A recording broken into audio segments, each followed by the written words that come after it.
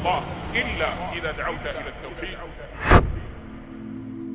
Allah a créé le monde pour nous, sans que l'être humain ne se rende compte de ce privilège qu'il a entre les mains. La planète Terre, ses océans composant plus de 2/3 de sa surface, ses forêts, ses montagnes, ses cascades et ses végétaux, qui sont un spectacle inlassable composé de détails insaisissables. Tous placés, présents et existant avec des fonctions précises et pour une juste raison, utile à la vie sur Terre. Allah nous informe dans la sourate l'Agenouillé au verset 13 « Et il vous a assujetti tout ce qui est dans les cieux et sur la terre, le tout venant de lui. Il y a là des signes pour les gens qui réfléchissent. » Et nous, qu'en faisons-nous? Des milliers de satellites en orbite sont polluants et inutiles. Des tonnes de déchets ménagers ou organiques jonchent nos mers et océans.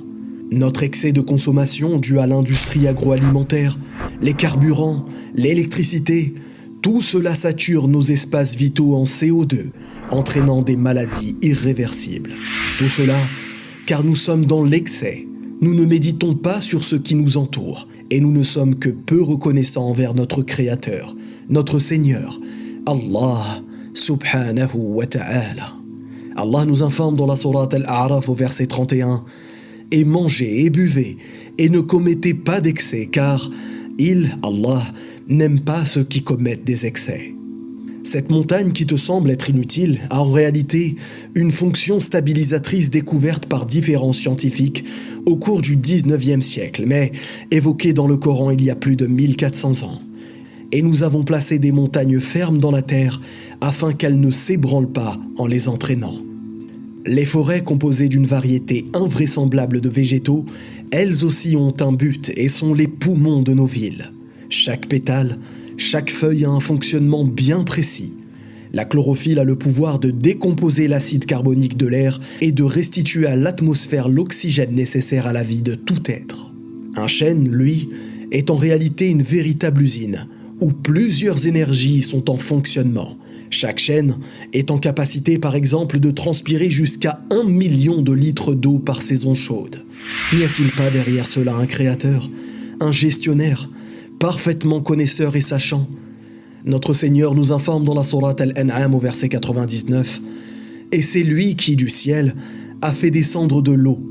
Puis par elle, nous fîmes germer toute plante, de quoi nous fîmes sortir une verdure, d'où nous produisîmes des grains, superposés les uns sur les autres, et du palmier, de saspate, des régimes de dattes qui se tendent, et aussi les jardins de raisins, l'olive et la grenade, semblables ou différents les uns des autres.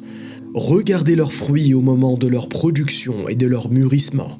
Voilà bien là des signes pour ceux qui ont la foi. » Ces mêmes plantes dont nous venons de parler se reproduisent par un procédé miraculeux qu'est la pollinisation. Soit par l'air, soit par l'aide d'insectes volants qui transportent le pollen. Dans ce procédé, les insectes ont un rôle extrêmement important. Certaines plantes, comme l'orchidée, ont pour dessin naturel ce qui pourrait ressembler à un insecte, afin d'attirer les abeilles ou autres insectes transportant le pollen. D'autres plantes produiront un nectar qui attirera ces insectes afin de les pousser à récupérer leur pollen et assurer ce cycle de fécondité. Allah nous informe dans la sourate Al-An'am au verset 95 « C'est Allah qui fait fendre la graine et le noyau. Du mort il fait sortir le vivant, et du vivant il fait sortir le mort. Tel est Allah. Comment donc vous laissez-vous détourner ?» Plus impressionnant encore, sachez que le pollen se déplace dans l'air dans la seule condition que la pluie ne le balaye pas sur son passage. Mais comment donc les plantes dans les mers et océans se reproduisent?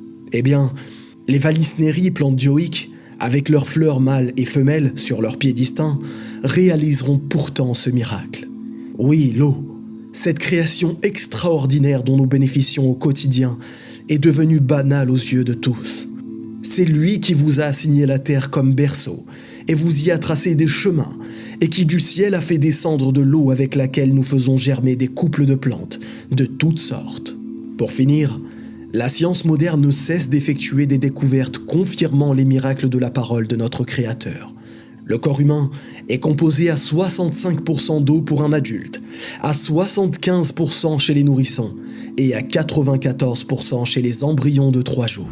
Les cellules, quant à elles, sont composées de 70% à 95% d'eau.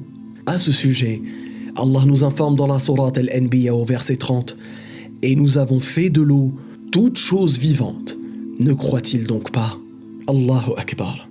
De nombreux autres exemples miraculeux peuvent être cités, comme l'alternance du jour et de la nuit, le fonctionnement impressionnant des abeilles ou le cycle de l'eau. Et dans tout cela, il y a des signes pour les doués d'intelligence. Comment est-il possible de renier l'existence d'un créateur, d'un seigneur, d'un parfait gestionnaire, Allah l'unique, subhanahu wa ta'ala, que nous devons remercier pour ce qu'il nous attribue? Comment? En l'unifiant au quotidien, at-tawhid, et en se détournant du polythéisme, apparent ou caché. Wallahu a'lam. Barakallahu fikum. Wassalamu alaykum wa rahmatullah.